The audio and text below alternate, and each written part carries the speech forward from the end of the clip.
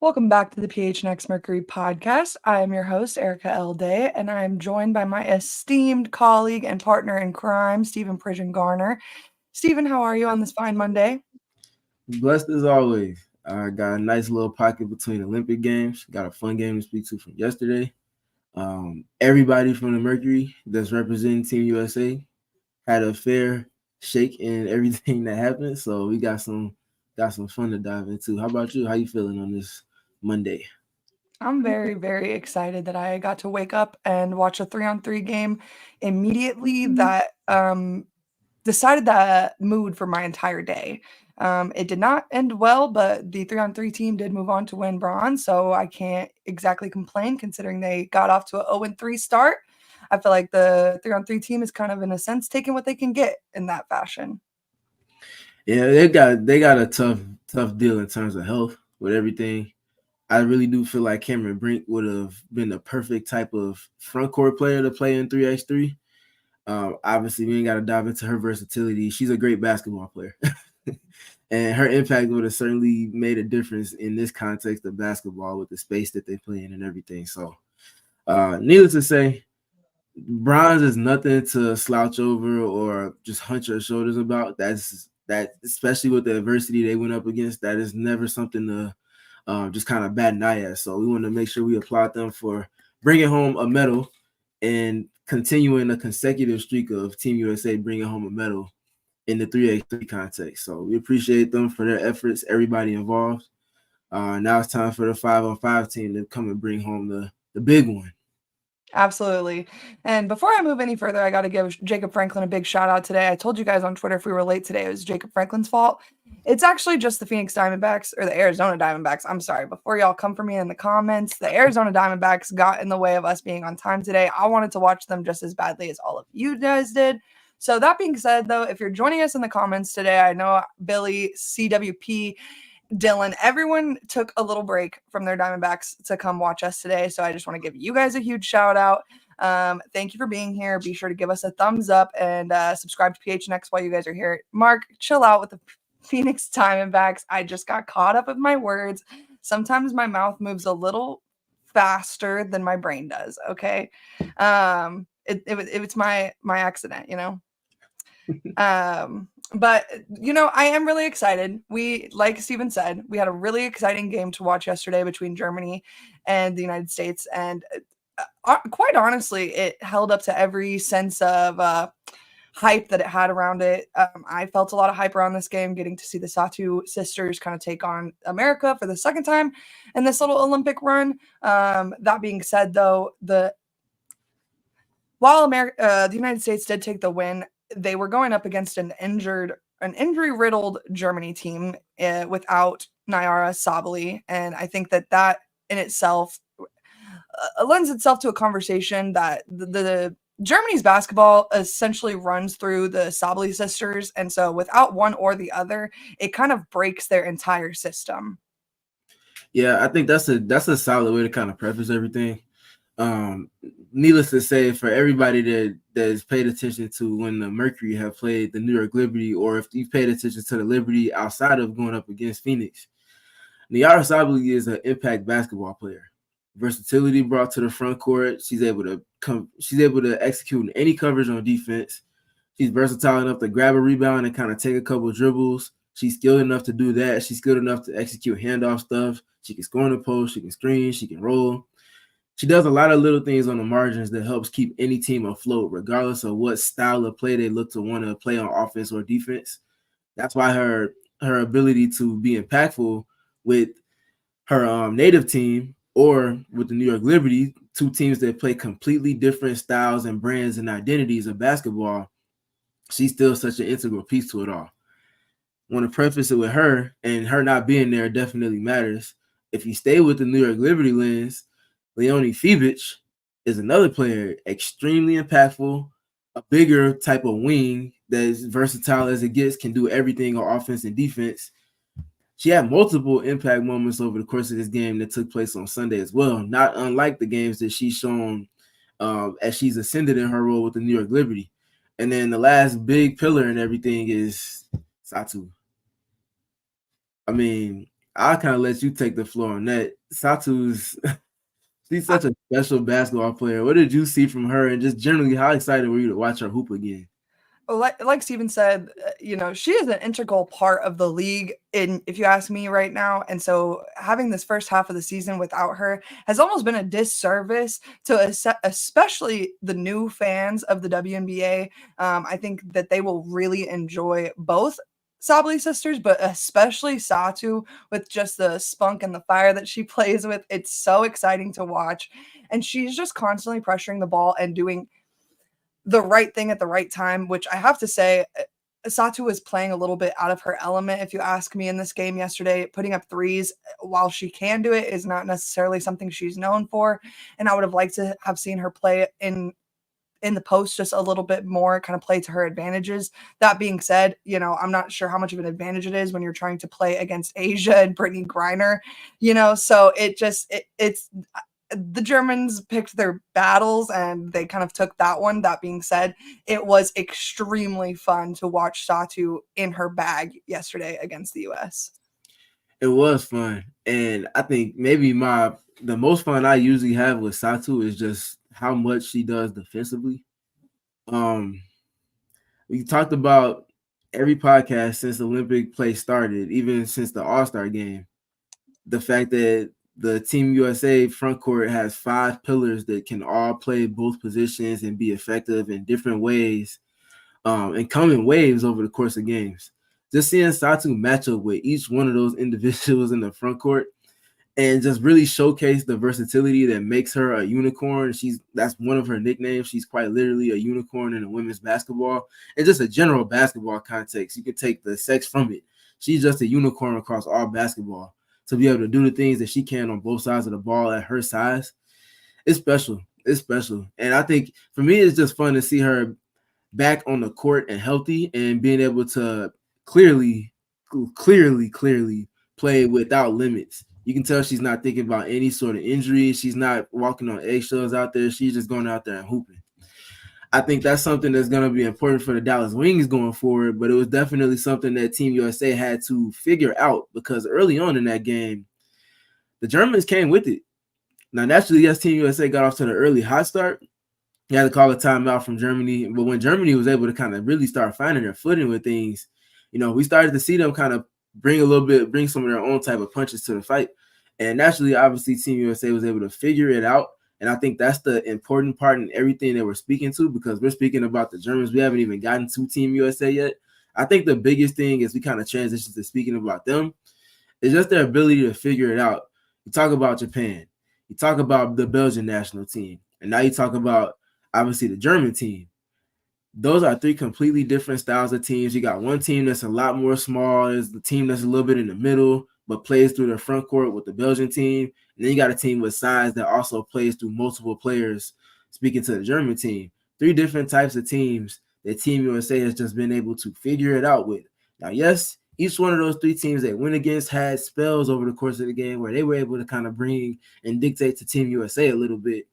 But I do think that the general ability to figure it out on the fly, from Cheryl Reeve making adjustments to the players adjusting themselves, is important to note, because they're going to need more of that adaptability going forward. And I think that is, like Asia Wilson mentioned, in addition to their will to win, their biggest kind of distinguishing factor from the other teams that are in Olympic play.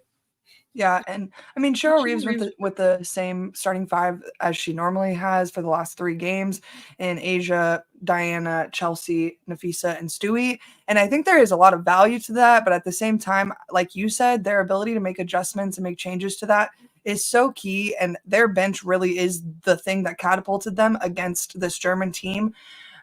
The starting 5 was pretty stagnant in the first 7-ish minutes of the game. They got off to kind of a hot start, but like you said, after Germany called that timeout, Germany figured it out and had the USA's number for a very short amount of time, but a long enough time to have us all a little bit panicky, I'd imagine. That being said, though, Cheryl put in a couple of dogs that immediately made huge impacts on the game. And I want to start this is in no particular order either. I don't really want to do the whole, least to greatest thing. I want to start with Alyssa Thomas, because I think so far through all 3 games that have mattered, Alyssa has been the difference maker on both ends of the court. When Chelsea comes out, Alyssa comes in, and it's the ball handling is so seamless. And we talk about Chelsea's passing abilities, and Alyssa is the second best, if you ask me personally, in terms of her ability to distribute the basketball. And so you're going to see some turnovers from Alyssa. But that being said, that's kind of just name of the game when you play the position that they play at the skill level in which they play it. Like, you have to give and you take with them. And the pressure that Alyssa, again, brings to both sides of the ball is just unmatched on Team USA. I think you raised a great point, and you talked about Chelsea Gray being replaced by Alyssa Thomas. Now, for people that have not been tuning into our podcast, first of all, shame on you. But secondly, glad you're here. Don't forget to leave a thumbs up. After we get past that part, the shame on you piece. Alyssa Thomas being able to play point guard for this team in place of Chelsea Gray in spells. Now, naturally, obviously, this team has anybody on the team can bring the ball up the floor. Quite literally, anybody on this team can effectively bring it up the floor. And we've seen it over stretches where they're pressing whoever the proverbial point guard is in any lineup, and somebody else brings it up so they get into the offense quickly. Alyssa Thomas being able to be an initiator of offense for this team, whether it's literally bringing the ball off the court or somebody else brings it up, they get into AT, and then they get into whatever action that it is that they're trying to get into. That is just such a weapon because of the spacing that they have around, and because of just generally how you can use Alyssa. She's a player that can't be played off the floor by any given scheme that a team might be trying to use.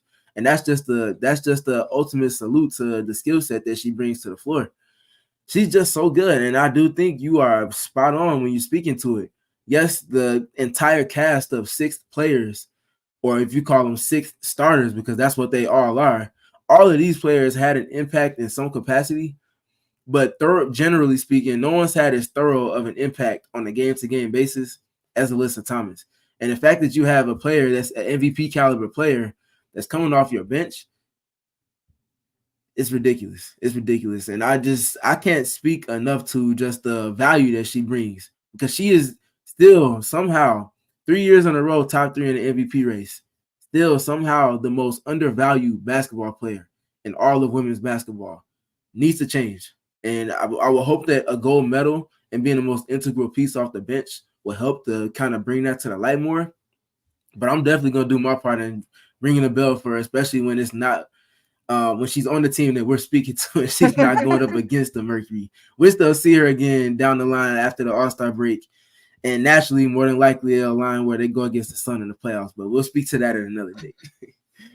That being said, though, while Alyssa was extremely impressive to me and has been, again, through all 3 games, the other player that, while I'm not going to name this entire game out after her, and if you look at the box score, you're not going to be all that impressed, is Kelsey Plum.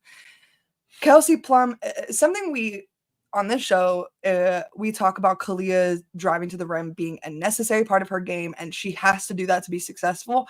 And Kelsey is a player that does that without us ever speaking on it and never asking her to do that. She finds the way that she needs to be aggressive, and she does just that. I think the funniest thing yesterday is, like, she really was just fouling the shit out of them until they were calling the foul. Like, she really was just going at them, and her and Alyssa Thomas off the bench, to me personally, brought an entire new level of intensity to this Team USA team that we've yet to see throughout the Olympics so far.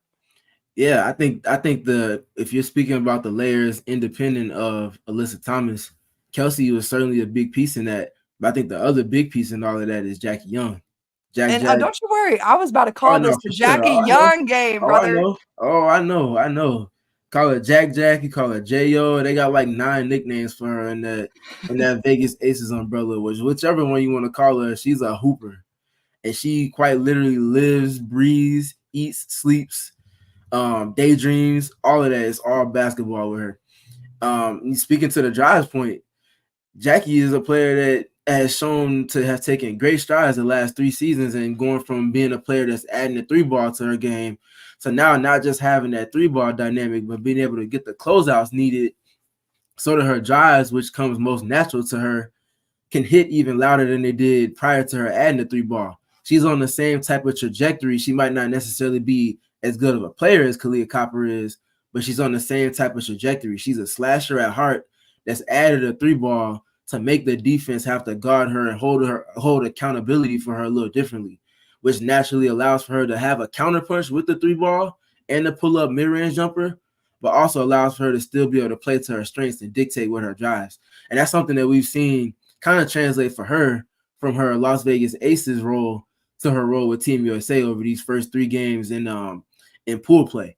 And I think these things are important because I've spoken to Kahleah having an important role because of the demeanor and style of play and the winning that she's shown to be able to do in that particular role, being able to be applied to Team USA. Jackie Young doesn't have a finals MVP playing in that particular role, but she has won 2 championships now in consecutive seasons, playing a very similar role to what this Team USA squad is going to need from her to bring in that off the bench as a reserve role. I don't think it's going to come to the extent that Cheryl goes and, shakes the leaves on the starting lineup per se, but I do think that she's going to find more value that she can get out of Kelsey, yes, but even more so Jackie Young and Kahleah Copper because of the style of play that I'm speaking to. Having a slasher, having a player that, can knock down these 3-pointers from the corner, but also can dribble drive, keep an advantage or set a new advantage, and do little things outside of your top 4 players that teams are going to have at the top of their game plans. I think that's going to be really important for this team as they start getting into the layers of their lineups as they get closer and closer to this 8th consecutive gold medal.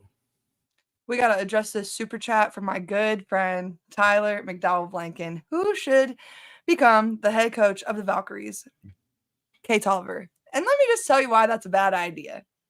Because I said so, and we would like to keep her in the Valley. I don't see any reason to not agree with you. You want to be stingy with your assistant coaches.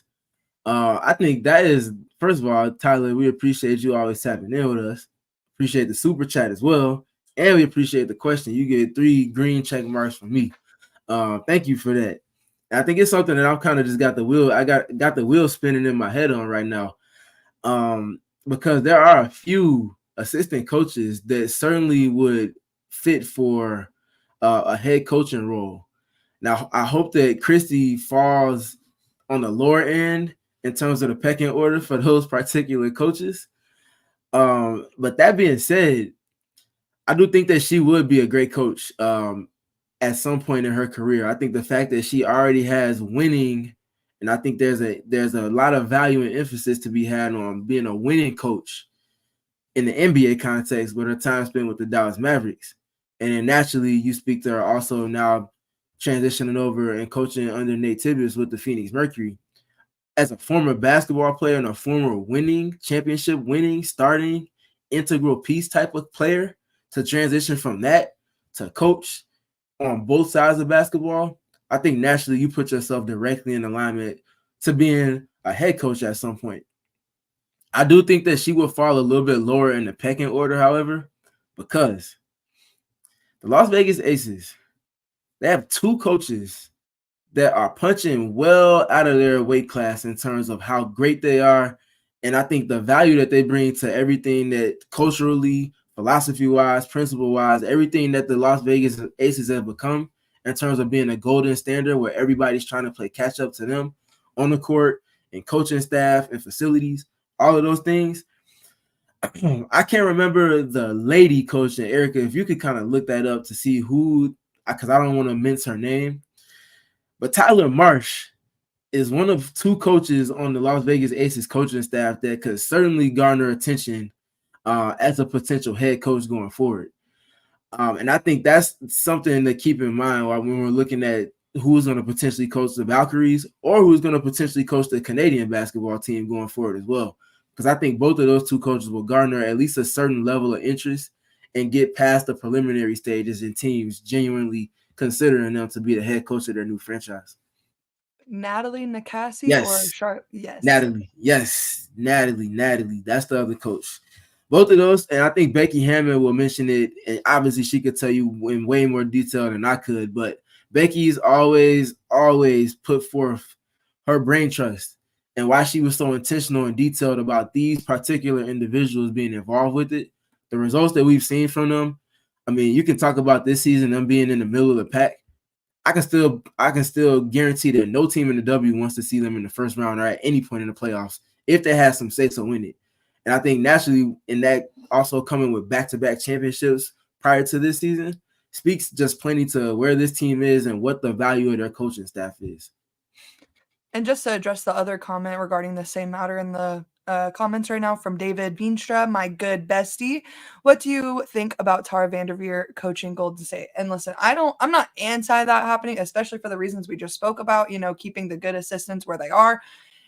Is always something that's fun and exciting to do. That being said, I think Tara's coaching days are long gone. And this isn't a shot at Tara in any way. It probably is going to sound like one, but the sport at this point, in my opinion, has kind of outgrown Tara.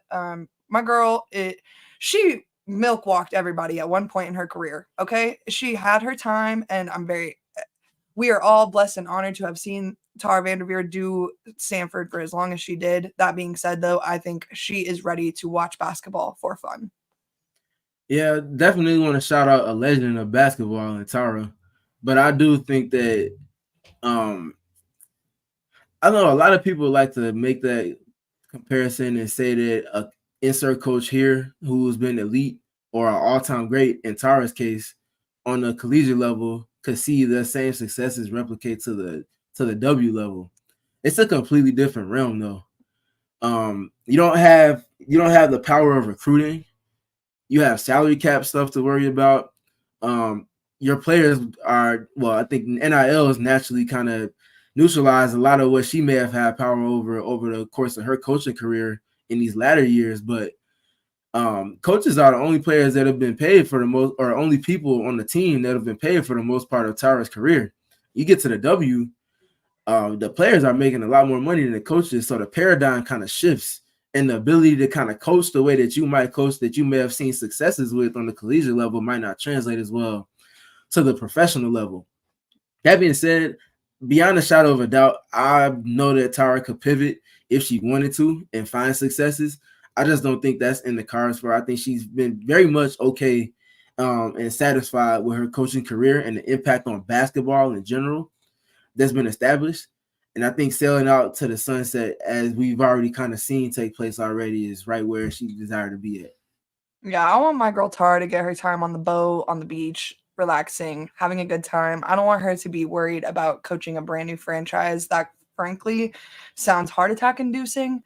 But yeah, as Kevin said, Charlie Turner Thorne, like there's a ton of great There's options for. Yeah.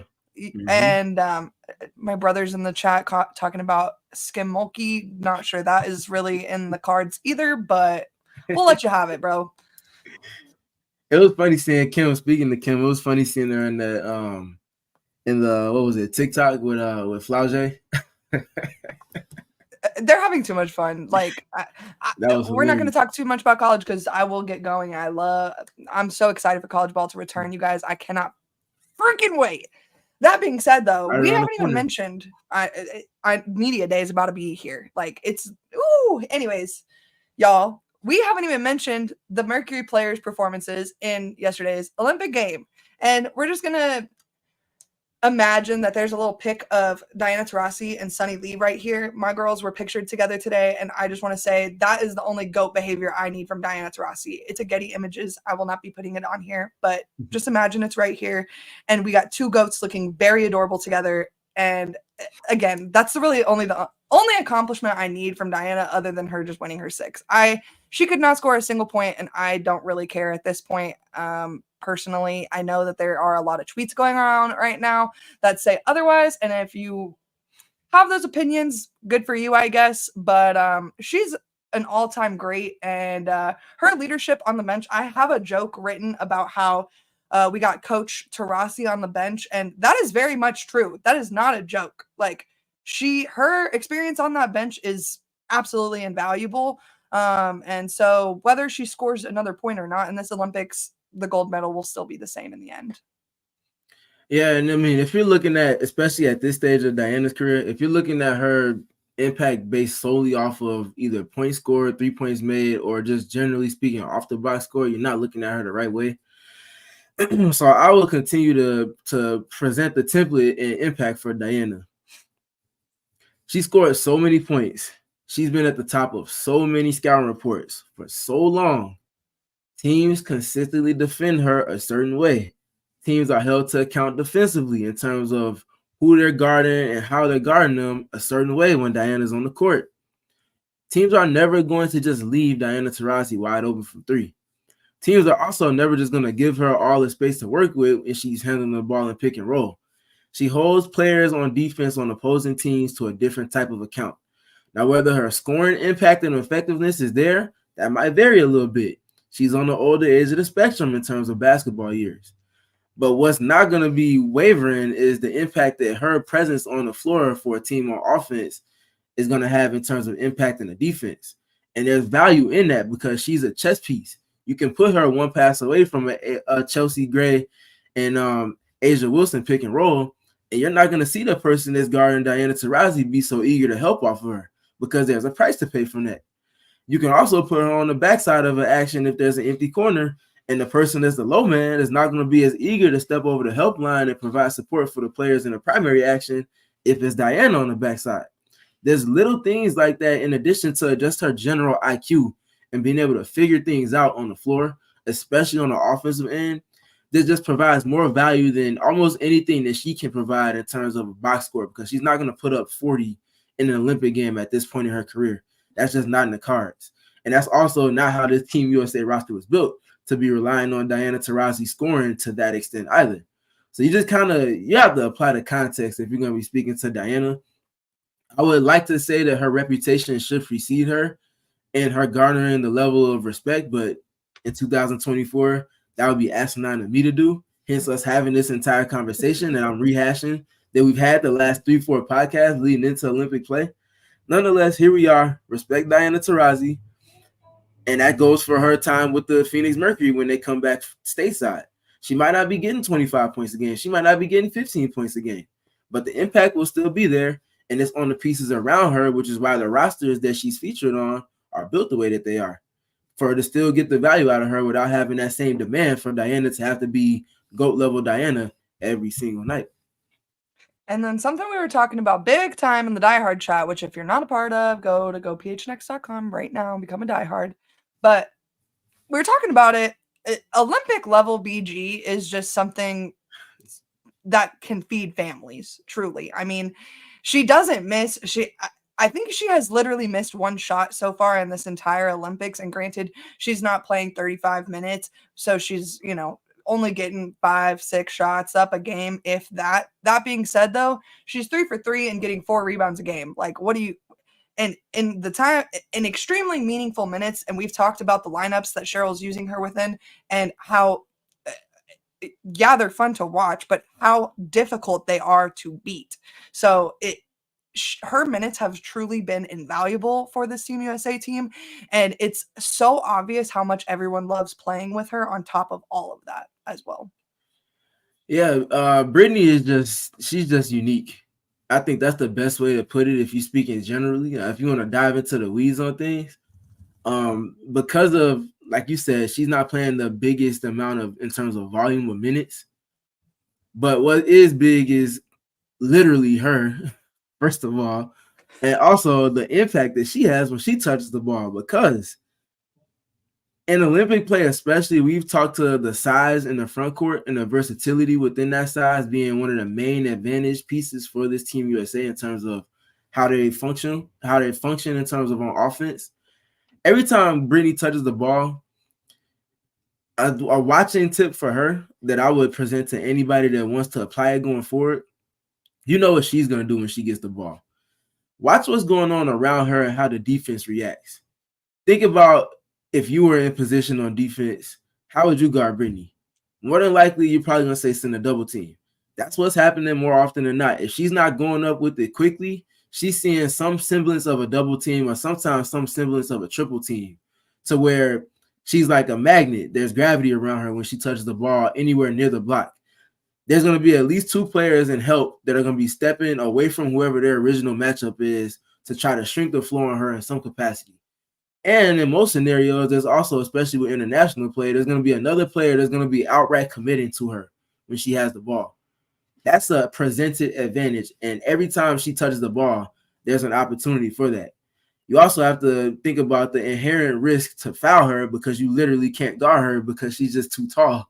So all of these things in terms of advantages are presented every time Brittney touches the basketball. You talked about her being so efficient shooting the basketball. Obviously, she's catching the ball. She usually got 1 foot in the paint, or she's able to navigate with her magnificent footwork, especially for a player that's 6'9", to move that gracefully in footwork is just it's beautiful to watch. That just speaks to everything that BG is, and that's also why players like Asia and literally everybody else on the roster have noted that the player that they've been most looking forward to spending time playing with is Brittney. Now, naturally, obviously, some of what happened over the last couple of years with Brittney and her safety in terms of concerns kind of lend themselves into that as well. But I would very much like to say that the impact that she has on the floor when she's on the floor, offensively as well as defensively, in terms of just being a piece that you could always rely on to be in position to help, it's invaluable, like you said. And BG's impact on this team and as a staple for Team USA across multiple Olympic participant, you just can't say enough about her. She's big in impact, literally and figuratively. I love calling her BG, big guard. I love the jokes that she allots me for during the Olympics. It's been really fun to watch. And for lack of better terms, she truly has played lights out in every minute that she's had so far. And as Stephen was kind of saying, like, she goes hand in hand with Team USA. Like, when you think of Team USA's women's Olympic basketball team, you think of Brittney Griner, Stewie, and Diana Taurasi. So, that being said, though, we get to finally move in to something that I have been elated to talk about for the last 24 hours, and that is Kahleah Copper finally getting that respect on her name and getting the minutes that she deserves. And I'm not going to sit here and whine all day about the last game, but we all know I was hurt. I was offended on behalf of the Mercury fans, on behalf of Kahleah, on behalf of, honestly, everyone associated with the team I know was feeling a little bit bitten. That being said, though, I think that this just proved like her time is coming and she will be useful to this team. 3 and 4 in 8 minutes. Like, are you fucking serious? Like, y'all know I don't bust it out, but are you serious, Kahleah? And you know I was erupting my house. Like, there was a full-on earthquake in Tucson, Arizona due to Kahleah's 3-point shooting. Yep.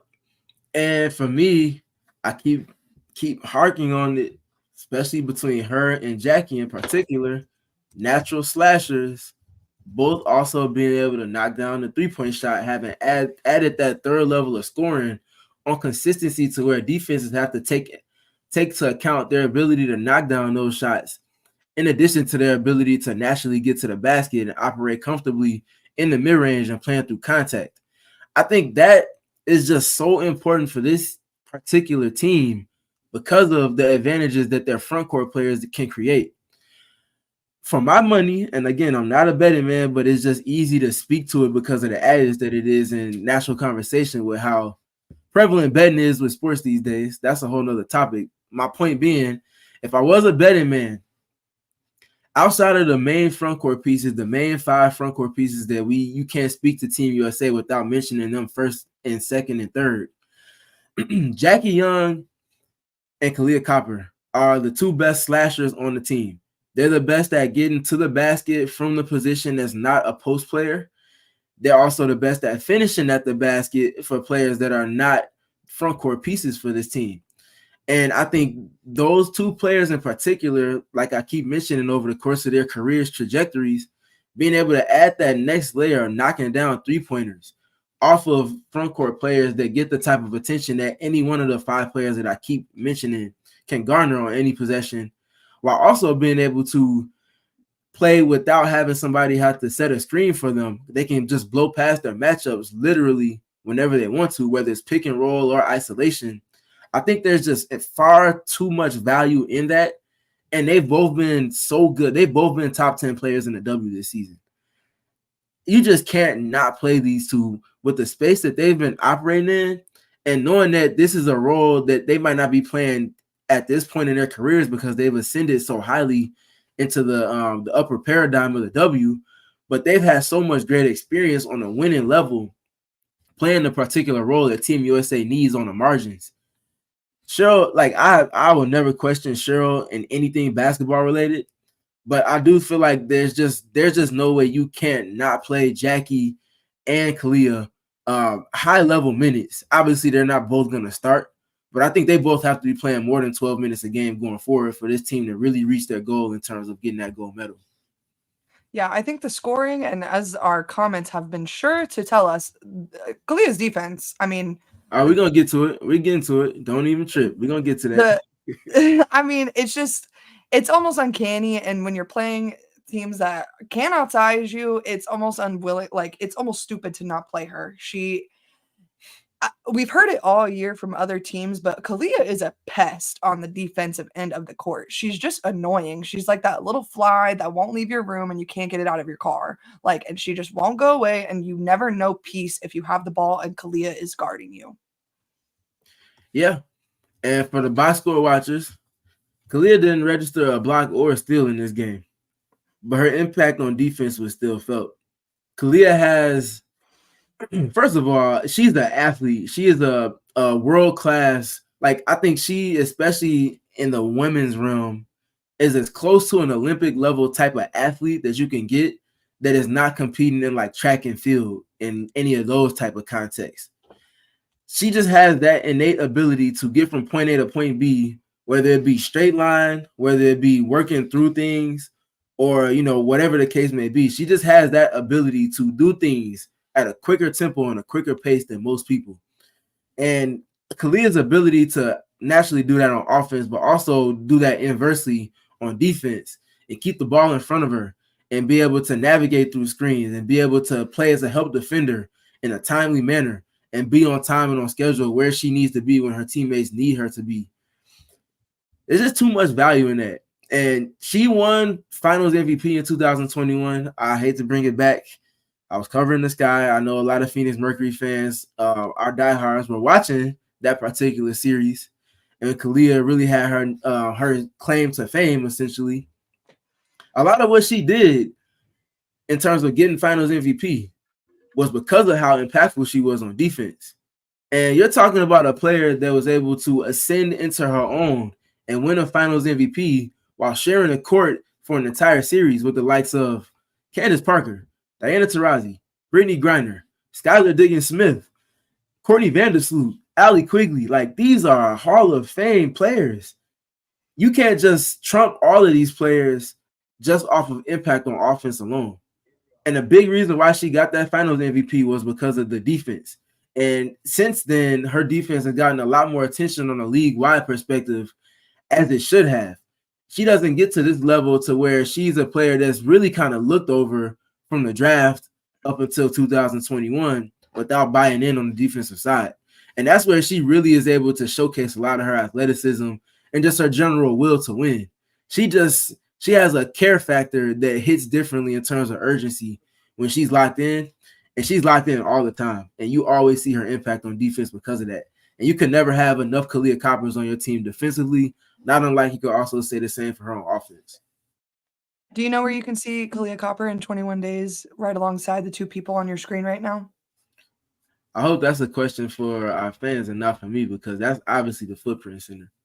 That is obviously the Footprint Center for our next takeover, which again, 3 weeks from today, 21 magical days. Y'all already know I miss basketball. I just tweeted it today. I miss the Footprint Center. I miss my little Pookie Bear friends at the Footprint Center. I need to be back right now immediately. That being said, the thing I'm most looking forward to is August 26th, when we all get to go together, go to the Desmond, have a little pregame beverage, maybe some snacks, maybe some cookies. You never really know. And then we get to waltz our little rear ends over to the Footprint Center and watch the PHNX Mercury take on the Liberty at home for the final time this season. Now, we all know that it's going to have playoff implications. We all know that this game is going to be very important for, frankly, both teams. That being said, I can't think of two people that it's more important to than, again, the two people staring back at you from your screen right now. So that being said, go to gophnx.com to get your tickets right now. I hear they're not that expensive, but I do also hear that they're going fast. So you better get those tickets now, and you can come hang out with Stephen and I live and in the flesh. And we always, multiple times in an unscripted manner, we never talk about this, but we both always make sure to let y'all know that we appreciate y'all for consistently tapping in with us and supporting us. It's one thing to say it, it's another thing to show it.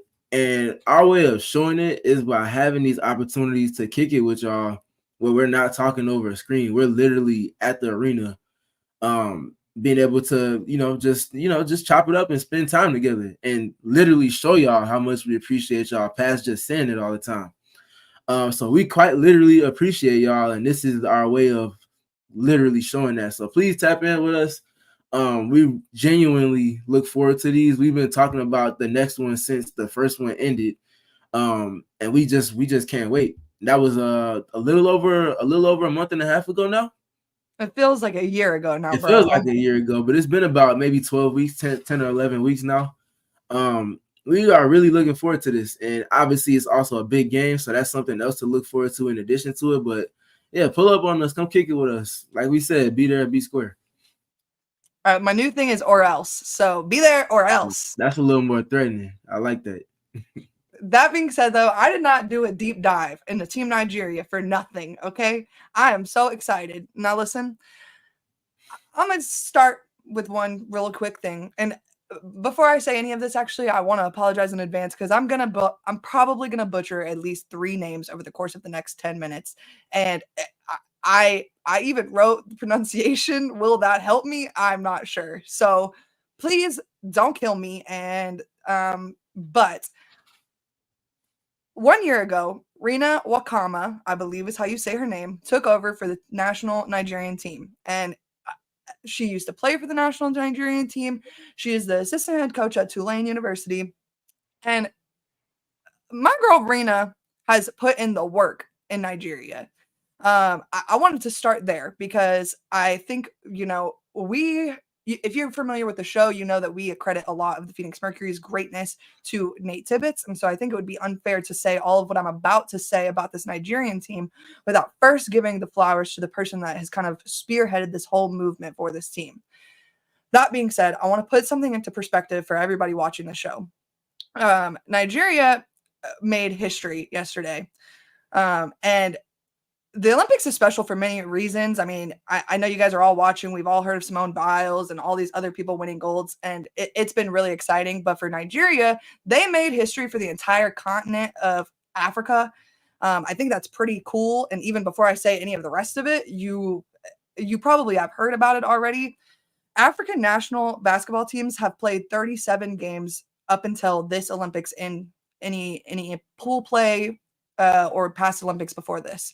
And of those 37 games, they had won one of them. They had never advanced further than any pool play and certainly never to any quarterfinals. That being said, Nigeria began their Olympic run this year by knocking off a team that we've talked about and actually about how impactful they were going to be in the Olympics is Team Australia. That really started something huge for this Nigerian team. It really, in a lot of people's eyes, put them in the map or on the map. My apologies. But then they were forced to play the home team of France, and what a terrible team to have to play in these particular Olympics. I feel like the French are going so hard in the crowd. It's really fun to watch. But the French, they won. That being said, though, then they knocked off a team that has been pretty disappointing actually in this Olympics in Canada. And so this makes Nigeria the very first African basketball team to advance to any quarterfinals in any Olympics ever. And we've watched the Team USA play, and so we're a little bit spoiled because we kind of know the level of play that we're going to get from this Team USA team. But for a team like Nigeria to come in and be the complete underdog and do what they have done has been really impressive.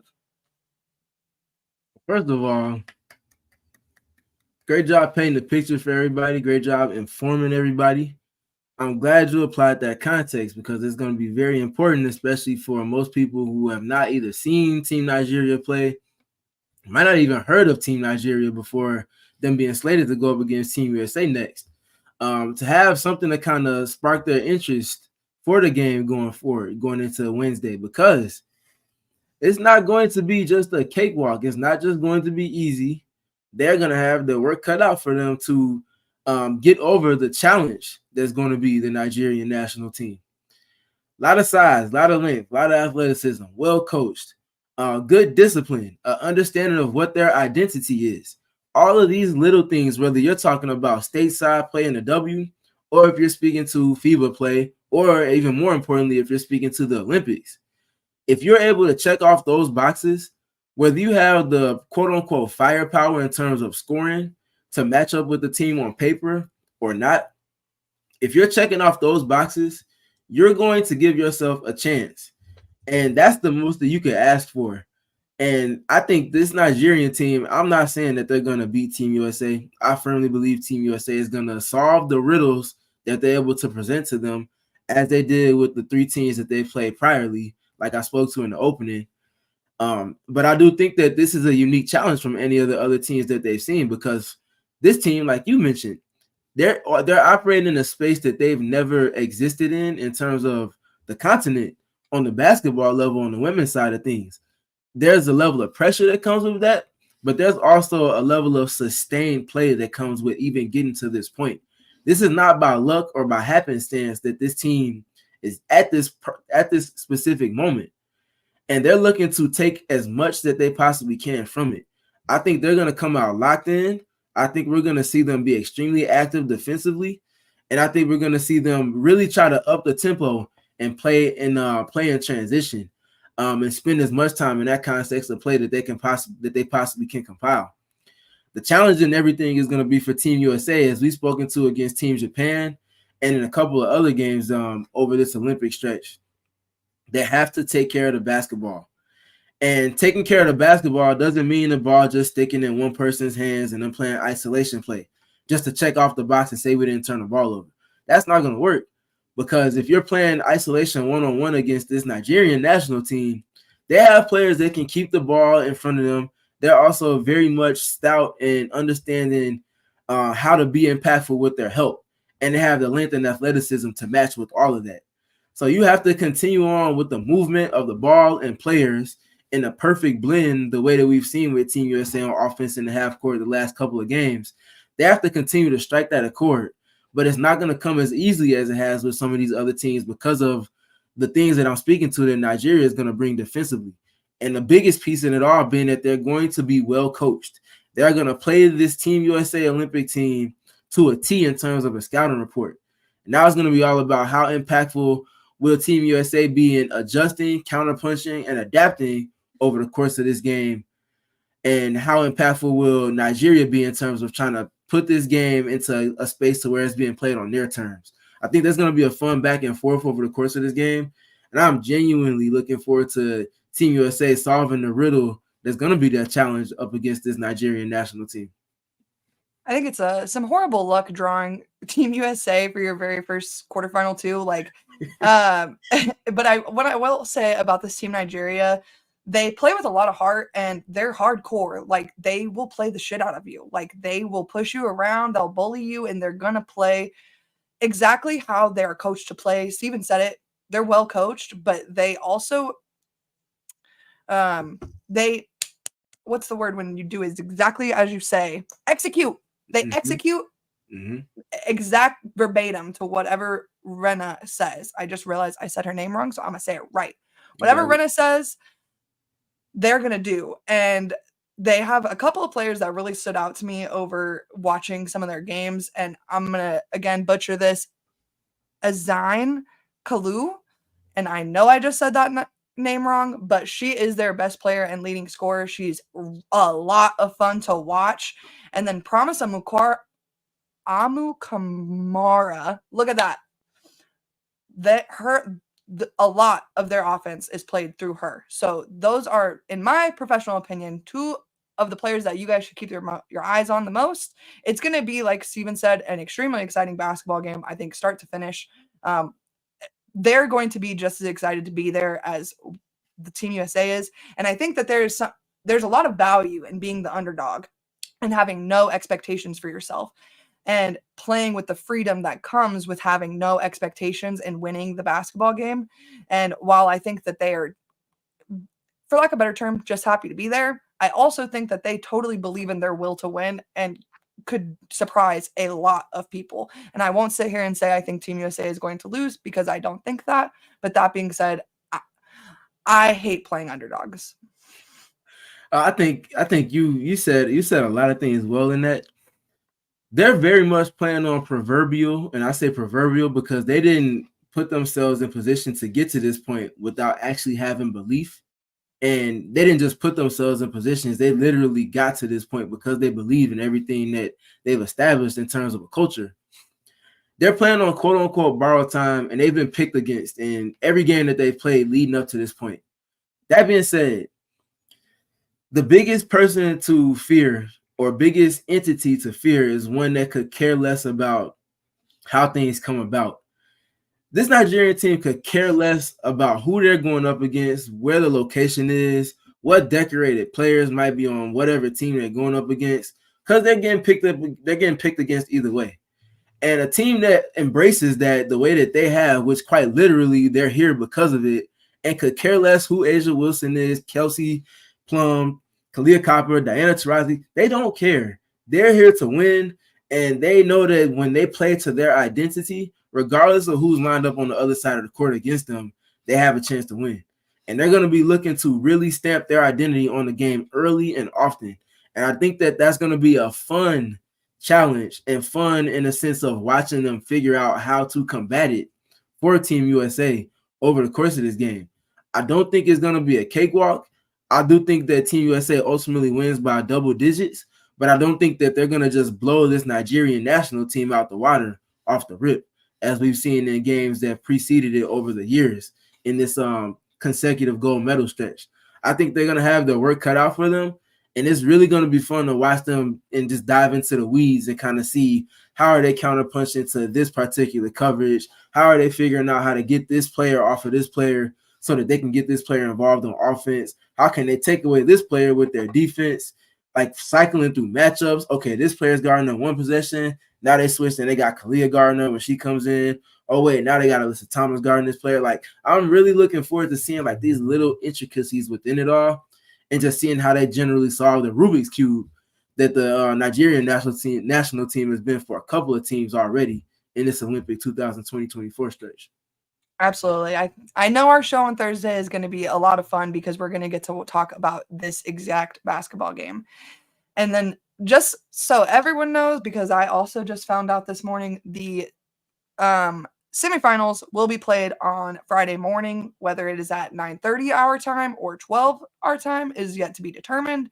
But clear your schedules now. I was planning to go float down the Salt River. My plans have now been canceled. So shout out to the semis for that. That being said, I am still so excited. Decision. Big business decision. The Salt River will be there on Saturday. It will be. That being said, though, Stephen, we've done some really great work today, and I just want to make sure I give everyone an opportunity to follow the GOAT in terms of breaking down film. So where can they find you? Yeah, you can find me on Twitter at StayTrueS.3. Engage with me. I'll definitely engage with you. We got a lot of fun basketball stuff to talk about, to the extent that we shouldn't let the non-basketball conversations that are being had infiltrate this sacred discourse space of ours. So let's make sure we're doing our parts and keeping it clean as far as that goes. Also want to give a salute to Team USA for pulling up to the 3x3 game from earlier or at the tail end of last week. I thought that was dope to see. It was at least 7 or 8 players that pulled up. They were sitting in a little bit in the corner at the half-court line, watching Erika and company handle their business. I think that was the game actually where Ryan Howard hit a game winner. Mm-hmm. If I'm not mistaken, that was that exact game. So, like, the little things and just watching all of these different athletes going around and supporting. Also want to salute Jewel Lloyd because she's pulled up to every single one of the 3x3 games with her wife as well. I think that's beautiful to see. Basketball players supporting basketball. But also just seeing, like you talked about, Shuni with Diana, just everybody, just generally speaking, everybody just kind of supporting each other and seeing the way these athletes are embracing each other. it's really been beautiful to watch. I'm looking forward to seeing more of it. Also looking forward to seeing this team hoist up and really take home another gold medal. Let's just make sure we stay locked in. I know it's a little bit of a weird schedule being in the middle of W season and, you know, the pause and all of that stuff. They're handling their business. Let's make sure we give them the attention that they deserve. And just kind of keeping track of how they're kind of integrating with the Olympic community within it all as well. And before I go, you guys, I actually have to tell you something. If you're not following me on Twitter at Erika Lead Day, I am going to have an update for everyone after this wonderful show is over about Milkgate. And so I just wanted to make sure I let all y'all know that the update is coming, and head over to my Twitter. That was 2 weeks ago. She still didn't let it go. I'm still thinking about it. So I wanted to let you guys know that was coming. If you're having a bad day, head over to my Twitter, because what I'm about to share is going to just rejuvenate you. So look forward to that. But until then, you can catch us on the PHNX_Mercury Twitter as well. And we will see you guys on this show live and in the flesh on Thursday. We all silly like the mayor.